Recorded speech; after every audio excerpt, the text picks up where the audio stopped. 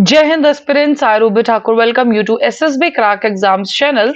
And आज हम बात करेंगे, आप सब जानते हैं प्राइम मिनिस्टर मोदी जी गए थे विजिट पर टू द यूएस एंड उसी के बीच में हमारे सामने आया है इंडिया यूएस ट्रस्ट इनिशिएटिव। तो चलिए आज के वीडियो लेक्चर में जानेंगे हम कि India US trust initiative basically है क्या चीज।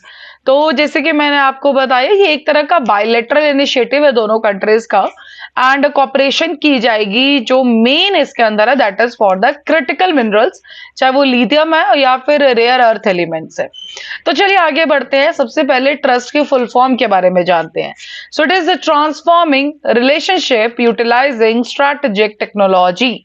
सो यस, अपने रिलेशनशिप को अगर आप सिर्फ इसका फुल फॉर्म पढ़ रहे हैं तो एक स्ट्रैटेजिक टेक्नोलॉजी या जो आगे बढ़ने के लिए एक रिश्ते के अंदर क्या ट्रांसफॉर्मेंस लानी है, तो दोनों कंट्रीज को कैसे अपने बायलैटरल रिलेशंस को आगे बढ़ाना है, अच्छा करना है, तो उसी के ऊपर बात की गई है।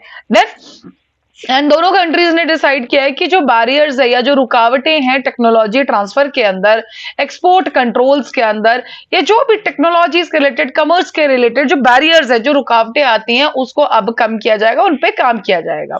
फोकस किस पे रहेगा? बेसिकली जैसे कि मैंने आपको स्टार्टिंग में भी बताया कि जो मेन फोकस है that is on the rare earth elements, lithium, pharmaceuticals और अदर क्रिटिकल मिनरल्स। तो मेन जो इस पूरे इनिशिएटिव का बेस है that is the critical minerals, rare earth elements, इन्हीं सब चीजों पे बात की जा रही है।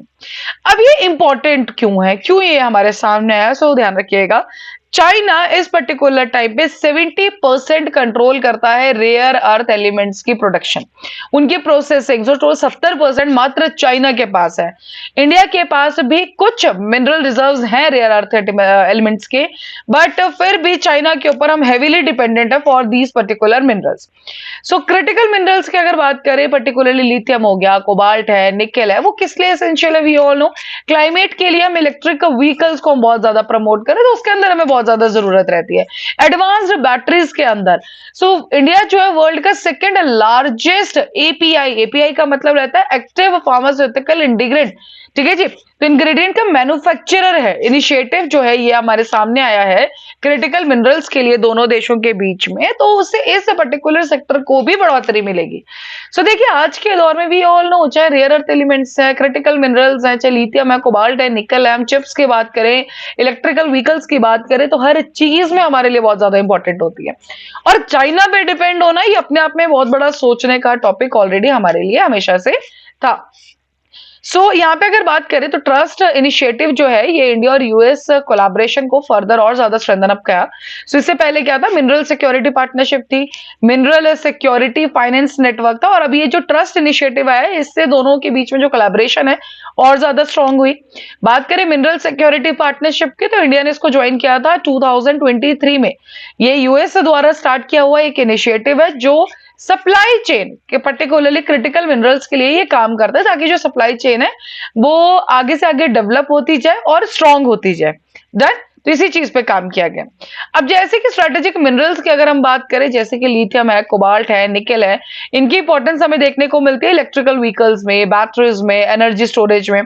Then we do have the neodymium या प्रेसाइडोडाइमियम है, समैरियम है, उनको डिफेंस सेक्टर जैसे कि मिसाइल्स है, फाइटर एयरक्राफ्ट है, रडार्स, उसमें यूज किया जाता है। गैलियम है, इंडियम है, तो ये सेमीकंडक्टर्स, आर्टिफिशियल इंटेलिजेंस, हार्डवेयर के लिए इसकी बहुत ज्यादा इंपॉर्टेंस रहती है। यूरोपियम है, टर्बियम है, तो ये बायोटेक, इमेजिंग, मेडिकल डायग्नोस्टिक्स के अंदर इसका बहुत ज्यादा यूज होता है। स्कैंडियम और इस तरह के अदर जो एलॉयज है वो स्पेस और टेक्नोलॉजी के अंदर बहुत ज्यादा यूज होते हैं।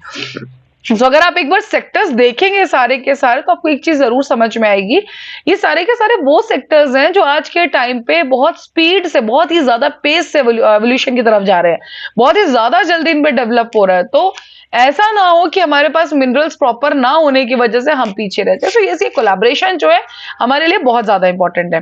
फार्मास्यूटिकल्स के अंदर बात करें तो यस, इस ट्रस्ट इनिशिएटिव्स है, हमारा जो फार्मास्यूटिकल सप्लाई चेन है वो भी बहुत ज्यादा स्ट्रेंथन अप होगी। क्यों?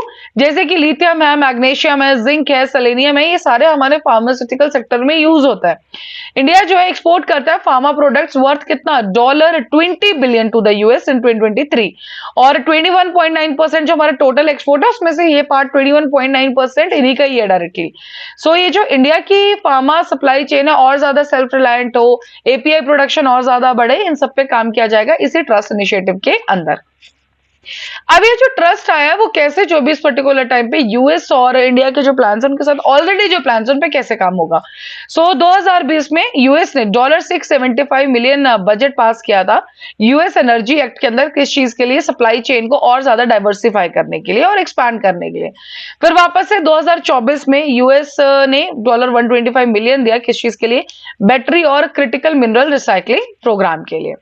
इंडिया के प्लान्स में बात करें तो 2024 में बजटरी आउटले हमने जो अप्रूव किया था दैट वाज 16,300 करोड़ रुपए for national critical mineral mission, 7,000 crore रुपए हुआ एक्सप्लोरेशन ऑफ क्रिटिकल मिनरल्स, और 1,500 करोड़ दिया गया था उनकी रिसाइकल और प्रोसेसिंग के लिए। तो बेसिकली आप देख सकते हैं कि ऑलरेडी जो ये कंट्रीज है इंडिविजुअल लेवल पे काम कर ही रही थी, एंड अभी क्या ये दोनों एक दूसरे के साथ आई हैं। चैलेंजेस हमें क्या देखने को मिलेंगे।